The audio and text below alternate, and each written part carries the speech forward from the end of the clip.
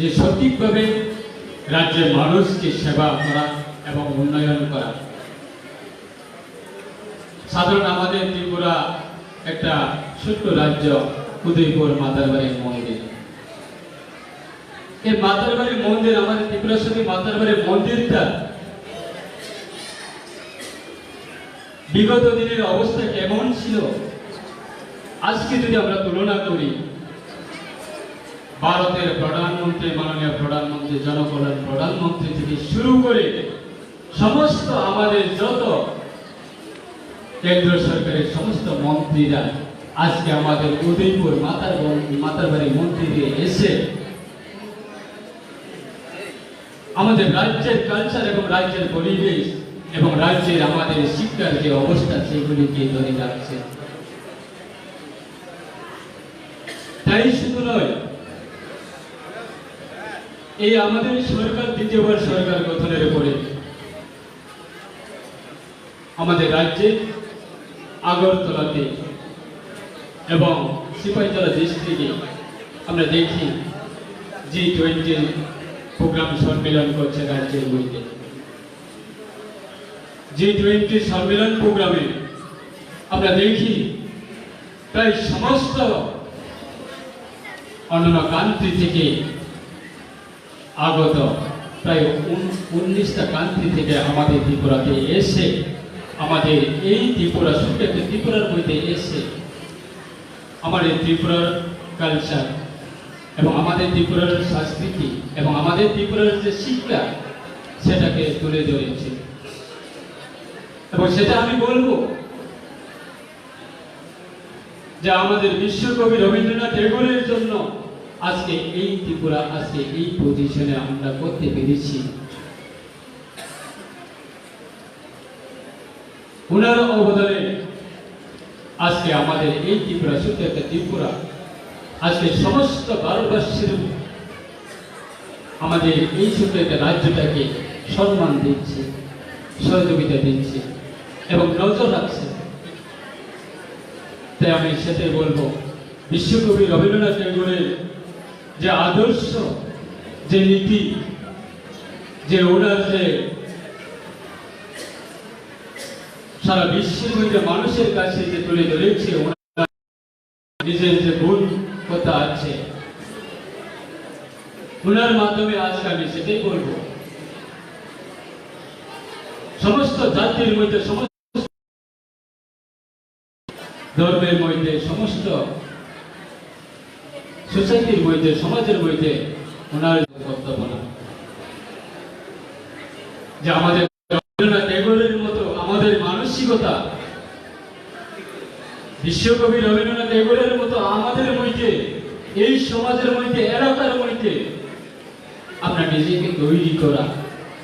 কেন আজকে রবীন্দ্রনাথ ঠাকুরের নাম সারা বিশ্বে মানুষ আজকে সম্মান করছে? কেন? উনি ধরে রেখেছে, ওনার মৃত্যুকালের পরেও আজকে সারা বিশ্বে মানুষ আজকে সম্মান করছে, স্মরণ করছে। সেটাই আমাদের মধ্যে হওয়া প্রয়োজন।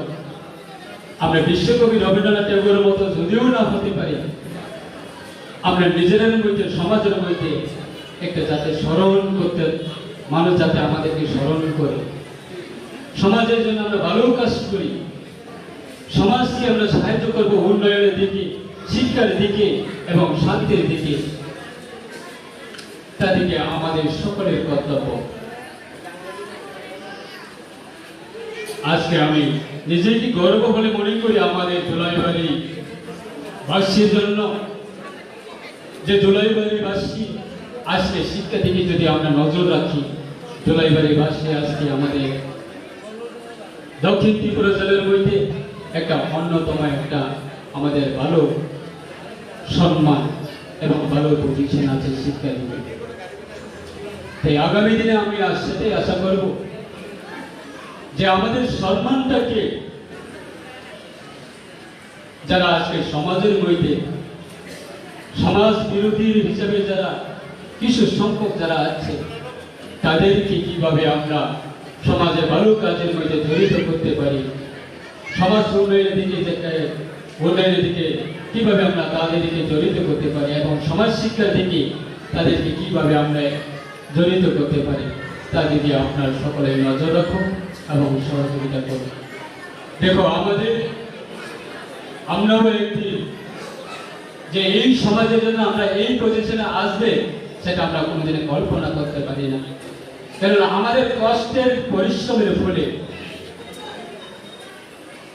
যে সমাজের জন্য মানুষের কাছে গিয়ে মানুষকে সহযোগিতা করে, মানুষকে আশ্বস্ত করা এবং মানুষের সঙ্গে যে সমস্যা সেটাকে সমাধান করা,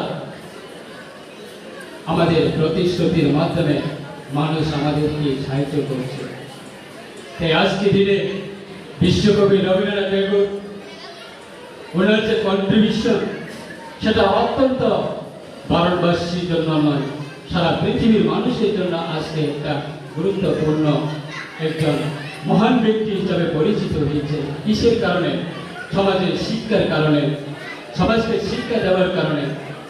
তাই আজকে আমাদের সমাজ যদি সুন্দর করতে হয়, আমাদের সমাজ যদি উন্নত করতে হয়, আমাদের সমাজকে যদি আমরা সুন্দর পরিবেশ যদি রাখতে হয়, তাহলে আমাদের সমাজের মধ্যে শিক্ষার ব্যবস্থা খুবই অত্যন্ত গুরুত্বপূর্ণ। কথাই আছে, without education we can not do anything for our society. সেটাই আমাদের মনে রাখতে হবে। আজকে যদি সমাজের মধ্যে যদি শিক্ষা যদি না থাকে, সেই সমাজ কোনো দিনে উন্নত করতে পারবো না, সেই সমাজ কোনো দিনে এগিয়ে নিয়ে যেতে পারবো না। তাই আজকে আমি সেটাই বলবো, আজকে দিনে যে বিশ্বকবি রবীন্দ্রনাথ ঠাকুরের জন্ম জয়ন্তীর এই আজকে অনুষ্ঠানে আমাদের বাড়িপাড়াতে, সেটাই আমার বক্তব্য থাকবো। আমাদের ছেলে মেয়ে যারা শিশুরা আছে তাদেরকে আমরা কিভাবে শিক্ষা করতে পারি। রাজ্য সরকার অত্যন্ত গুরুত্ব দিয়ে দায়িত্ব নিয়ে যে রাজ্যের মানুষের জন্য শিক্ষা দিক দিয়া যত সম্ভব সহযোগিতা করেছে। আজকে আমরা আমাদের এই বাড়িপাড়া এলাকাতে একটা বিদ্যাজ্যোতি, একটা স্কুলের ছেলে মেয়েদের জন্য সেই বিদ্যাজ্যোতি ইংলিশ মিডিয়াম স্কুল, সেটাকে বাড়িপাড়াতে আপনার এলাকার জন্য, এই এলাকা আমাদের ছেলে মেয়েদের জন্য উপহার দিয়েছে। এই বিদ্যাজ্যোতির মাধ্যমে আমরা এই এলাকার মধ্যে, আমাদের সমাজের মধ্যে কিভাবে আমরা শিক্ষা দিদি আমরা এগিয়ে নিয়ে যেতে পারি।